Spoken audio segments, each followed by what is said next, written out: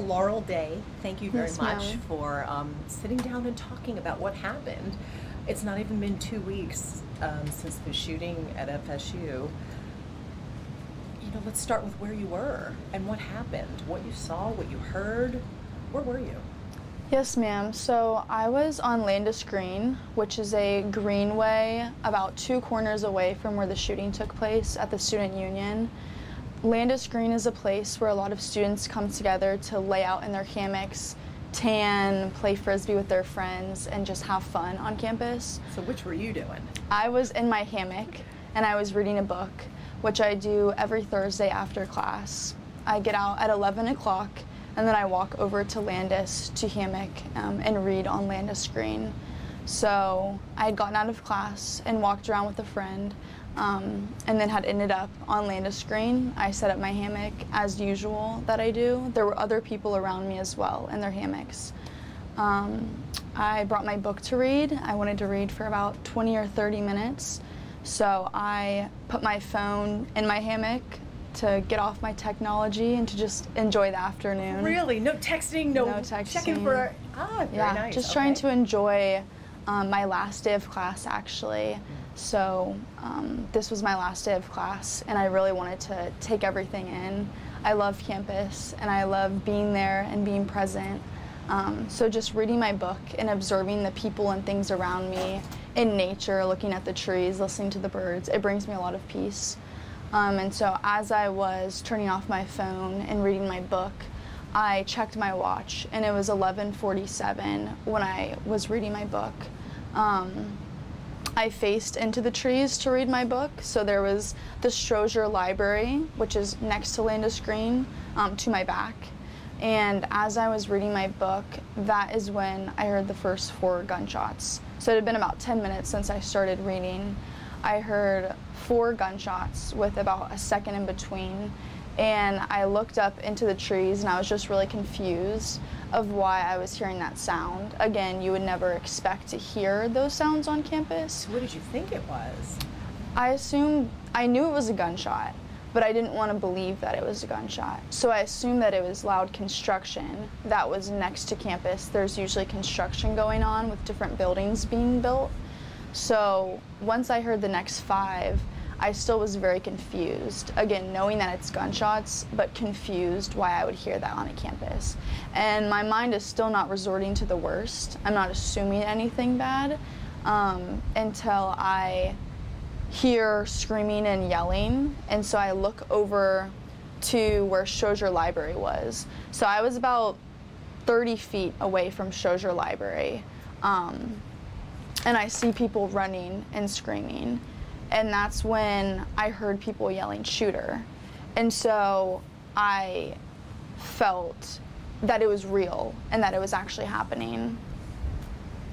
So what was the first thing that you did when you realized that you were in danger?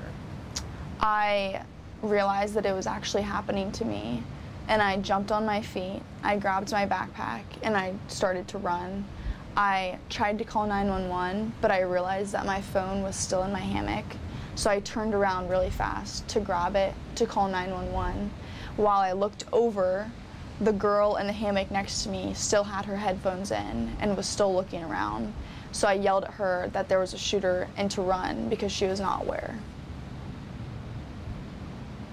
So you, in grabbing your phone and trying to get to safety, stopped to warn this person.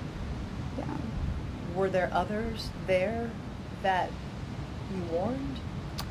Yes, so after I grabbed my phone, I started running up Landis Hill away from campus, away from the buildings, away from Strozier, away from the Student Union. The biggest confusion was that we did not know where the shooter was, so I saw people running in different directions, which gave me no indication of where the shooter was coming from. However, I knew that I had not seen him yet, so I was going to run away from where I heard the screaming. That's when I started running, and a guy next to me, walking, had headphones in, and took one out and looked at me and said, "Hey, what's going on?" And I yelled at him, "Run, there's a shooter." So as that man started taking off, I still continued my run up the hill. And that's when I saw a girl laying down in her bikini, tanning with headphones in, kind of looking around, and I yelled at her to run.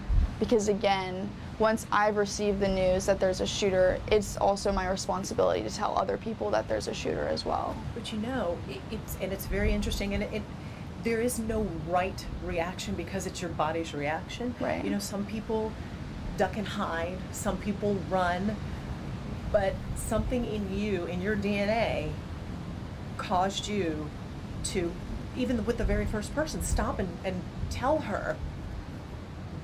What do you think made you do that? I believe that I've always had a sense of protection for the students around me on campus. Last semester, there was a young girl that got hit at a crosswalk and passed away, Ellie Sims. And after her death, it really was a wake up to students that anything could happen on campus, that you never know when something could just randomly happen. And so I've always walked across crosswalks and stared at cars to make sure they don't keep going. Or when I drive at a crosswalk, I make sure the students know that they're safe to cross. Because I believe that each student holds a responsibility to protect and alert the people around them.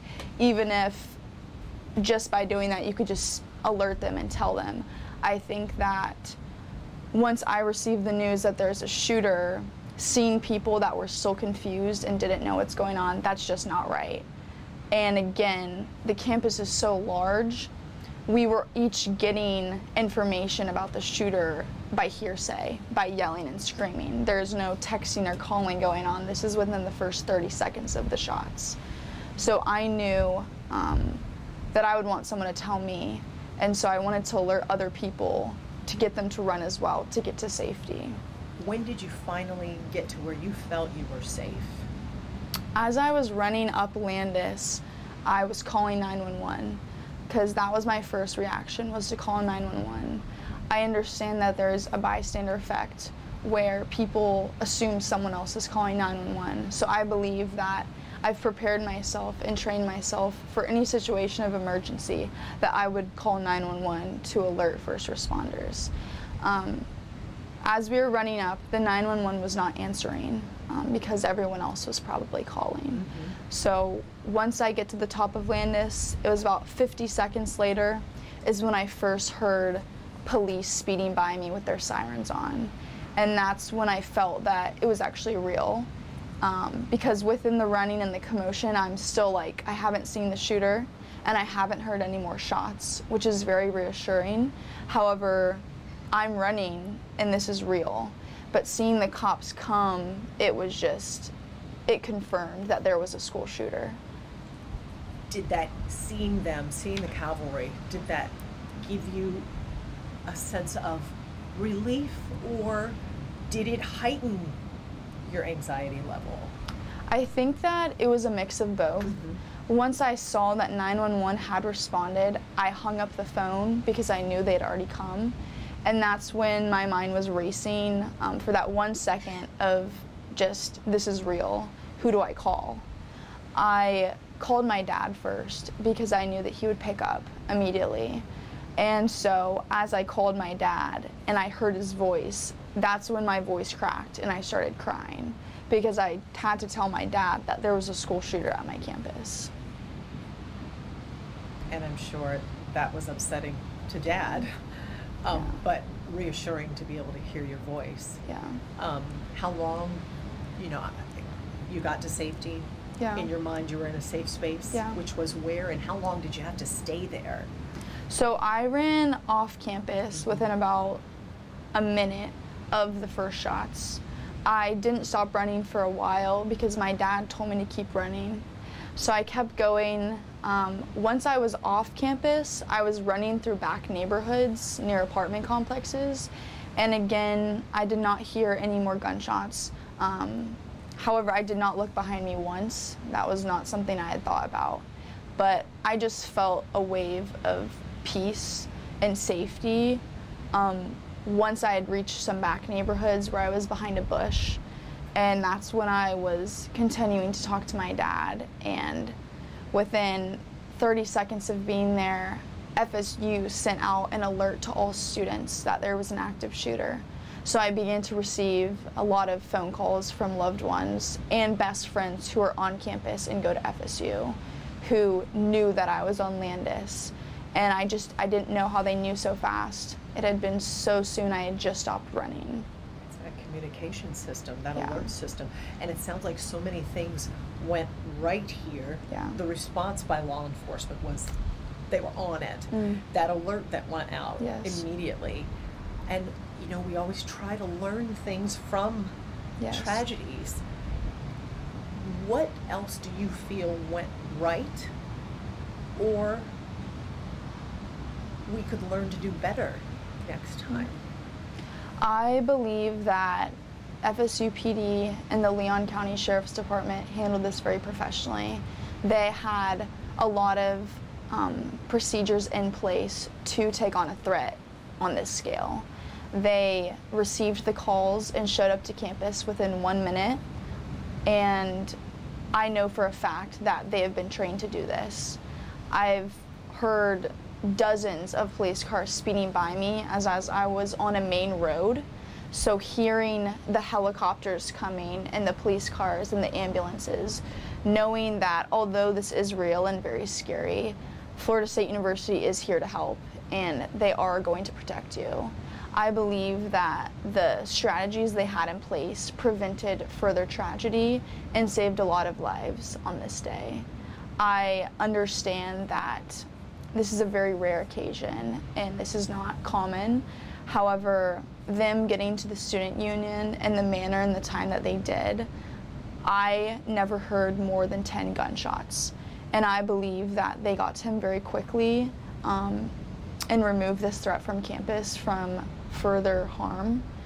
I believe that a lot of things happened to get to this place.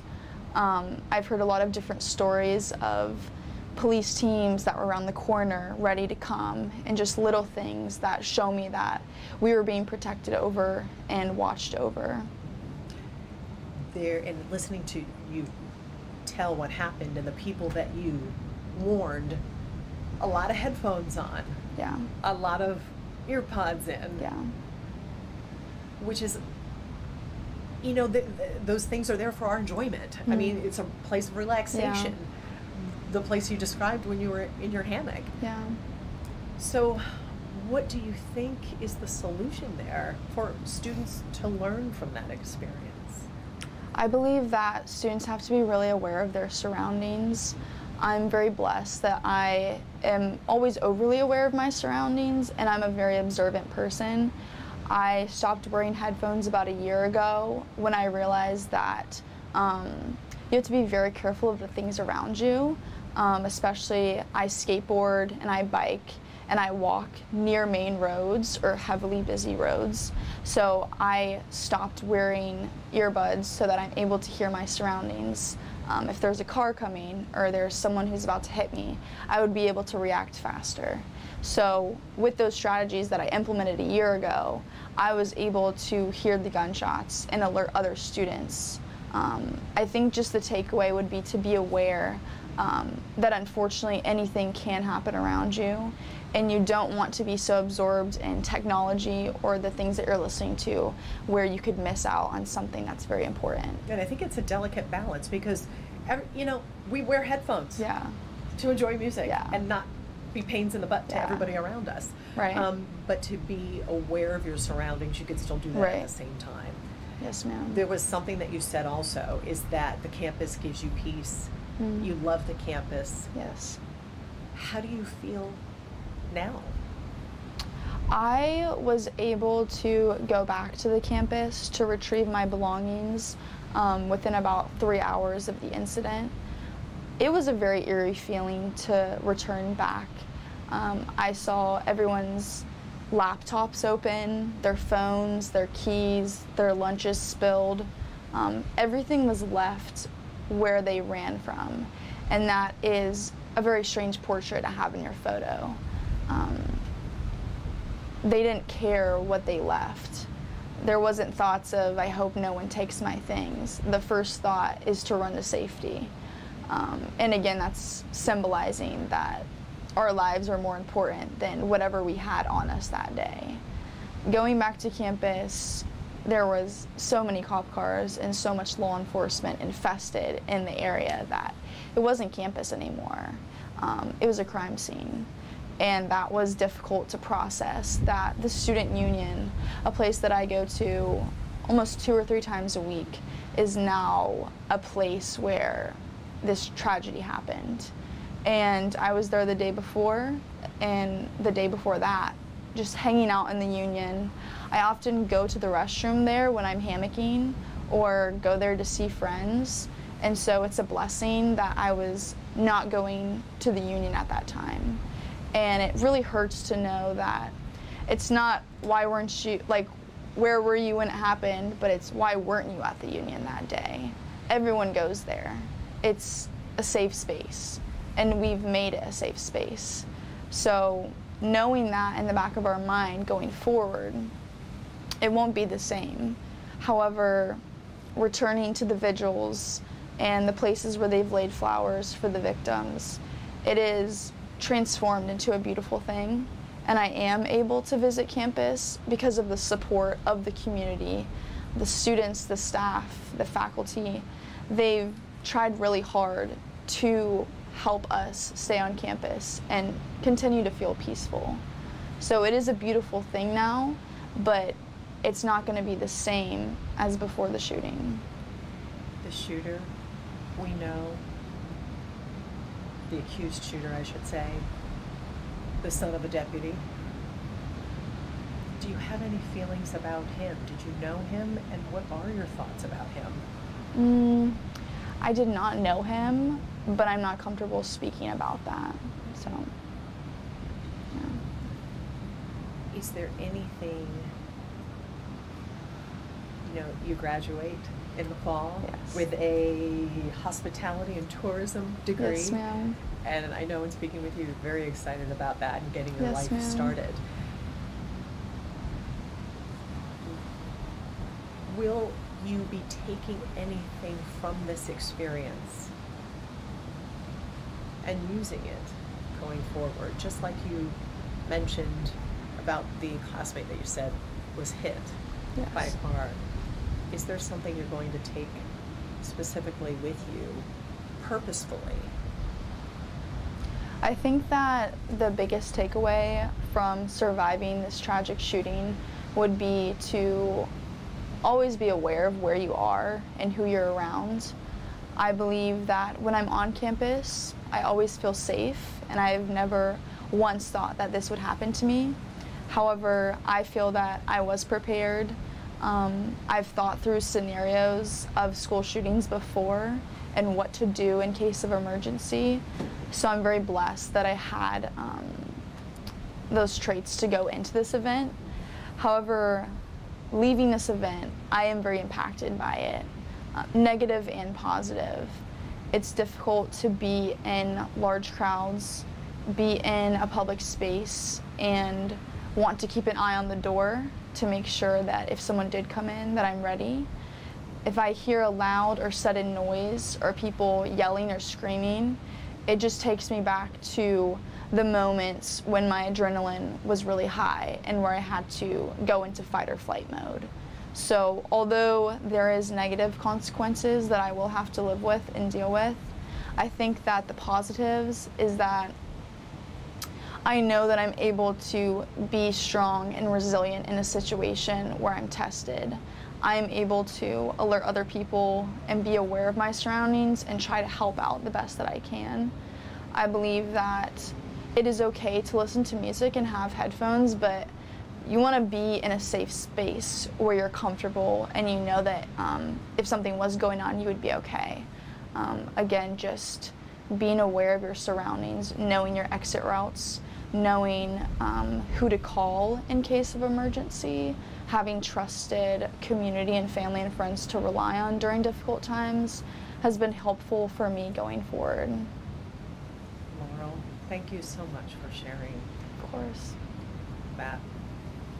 I'm very thankful that I have a faith and that it's really brought me a wave of peace from this situation. although it is very traumatic and tragic that this would happen on my campus, I know that God has been protecting over me, that that He is with me as I go forward, that there are people around me that are so helpful to my healing. Within 3 hours of the shooting, I was at my home church, DCC. They posted that anyone is welcome to come. Our doors are open to anyone who needs someone to speak to. And I just needed someone to talk to. I just needed someone to listen to me. And my church did that for me. And they were there for me when I couldn't go back to my apartment or I didn't have someone to call. They took us in, as well as plenty of other students who had lived through this traumatic experience. And again, I'm very grateful to have people to talk to that will help me heal and to go forward with life, and to continue to live with hope and faith and not in fear. It sounds like even before this happened, you surrounded yourself and built that security net for your emotional and mental well-being. Yes, ma'am. Thank you. Thank you.